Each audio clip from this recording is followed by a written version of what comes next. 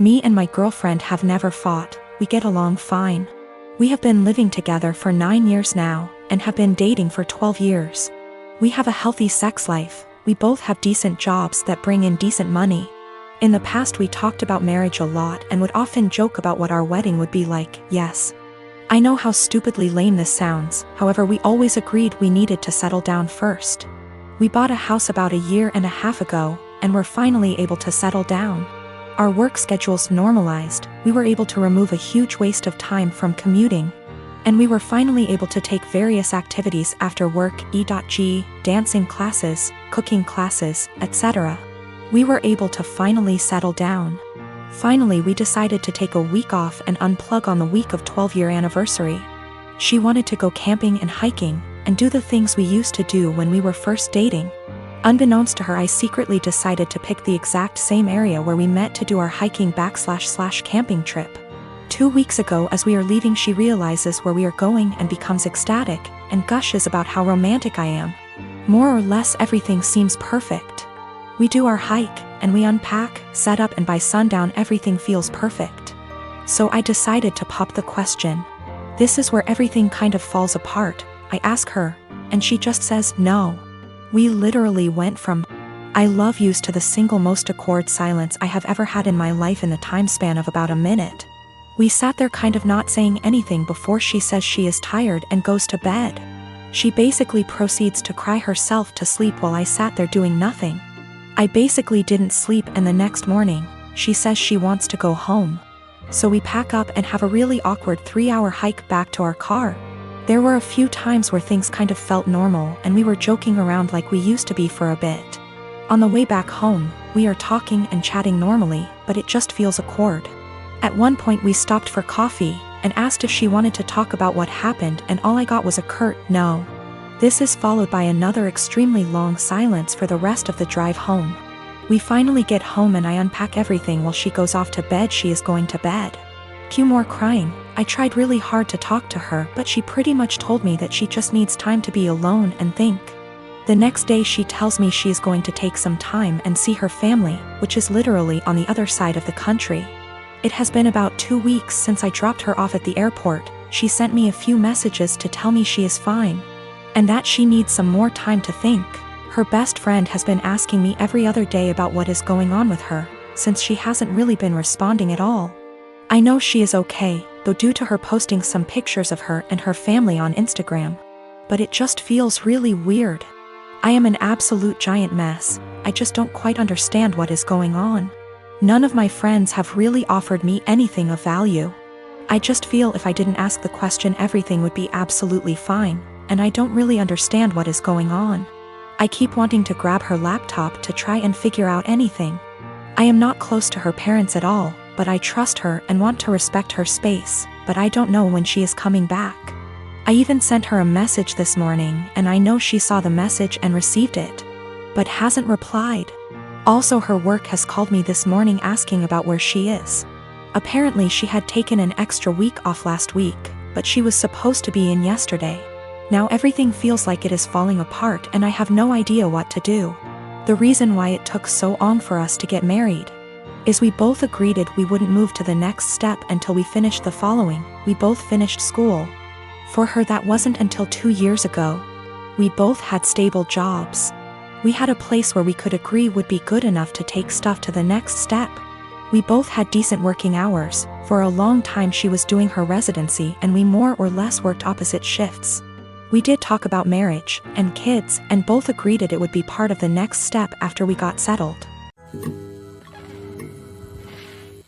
I am currently divorced from my ex Thomas of 30 years. We ended up seeing a lawyer to help with dividing stuff. Everything was pretty much wrapped up till he said he no longer wanted any part of our kids' lives. I didn't argue with him about it since I already know what it's like having a parent who doesn't want you around, or wants to be in your life. I asked what he wanted me to tell the kids and he just said, "Whatever you think is best, I don't care. I don't want to parent anymore." Everything was in agreement and signed with no fuss. A few weeks later I get a call from my ex-mill asking if we could meet each other. When I came over she broke down crying and begging to let my ex see his kids again. I was confused about what she meant because not once did he contact me after meeting the lawyer. She went on about how my ex said he really missed them and that I was just a petty B*TCH for taking full custody. Also that he was crying for days about it. I told her my version of events and she called it BS, saying her son wouldn't lie like that, especially not about his kids. Then I decided to call him in front of her. He didn't know she and I were meeting that day. I said, "Hey, has a soccer game in a few days," which he did, and I was wondering if you wanted to go? I know he'd really love it and be happy to see you. He instantly said no. I already said I'm not doing this anymore. I asked, well, how do you think this is going to affect Denise, his mom? She is over the moon about them. He just said she loves me more than the kids, so I doubt this will be an issue for her. After a bit more talking, we finally hung up. Ex-Mill was straight-faced and nodded at everything that just happened. She asked me to leave and said we would be in touch. Later that day I got a call from my ex saying how it's my fault he was kicked out of his mom's house, and possibly will be taken off her will. Also that none of his family members will talk to him because of what Ex-Mill heard. He threw a lot of insults at me before I hung up, and now him and his mates keep calling and texting me. My friend is saying I shouldn't have said anything in the first place and I ruined his life.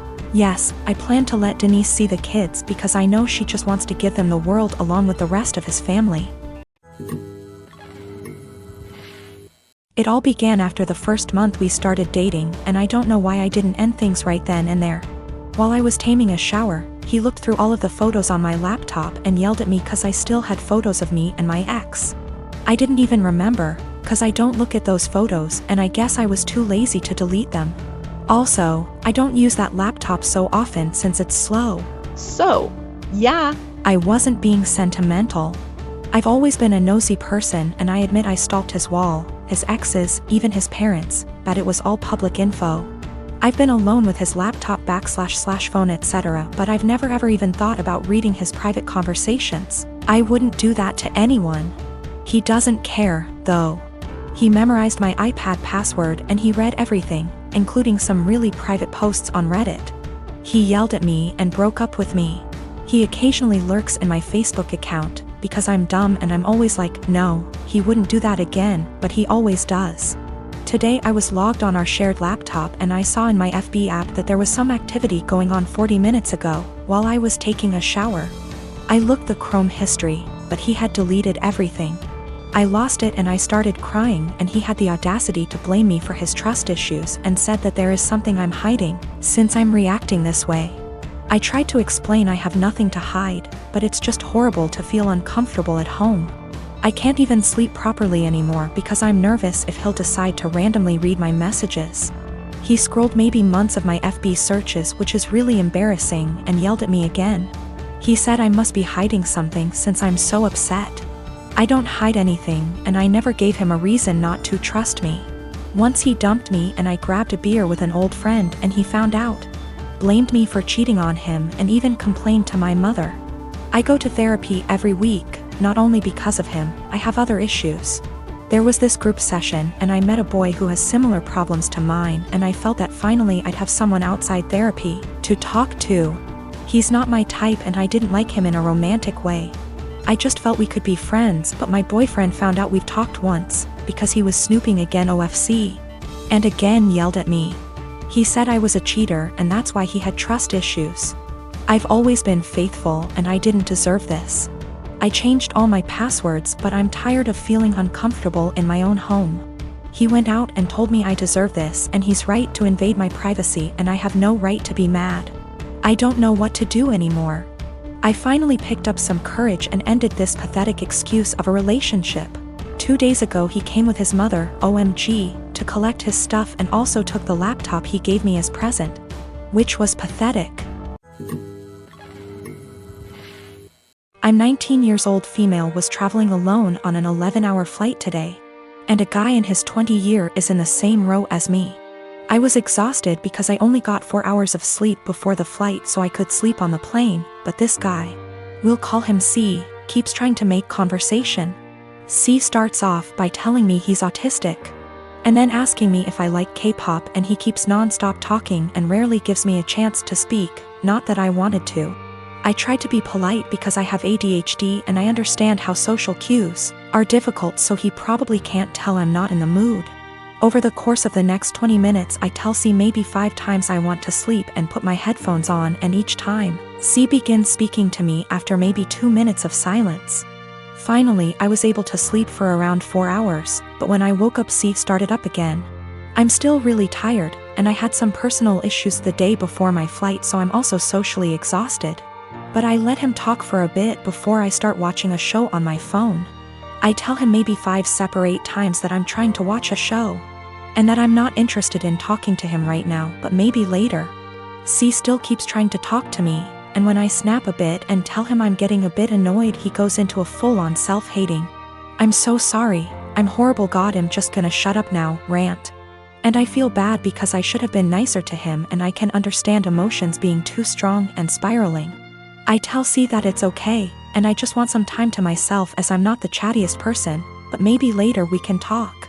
I put my headphones on and watched my show, but C kept trying to speak to me, but this time I ignored him, which was honestly a shitty move from me, but I just didn't have the energy at this point to interact with him.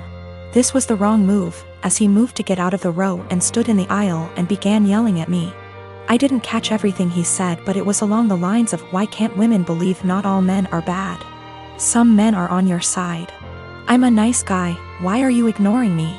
He storms off to the bathroom, and I take that chance to ask a flight attendant if I can change my seat because he really freaked me out, and I didn't want to have a panic attack on a plane. The flight attendants were amazing and got my stuff and moved me far away from him. I feel like I'm TA because he does have autism, and I could have been more patient maybe, and ignoring him was a shit thing to do.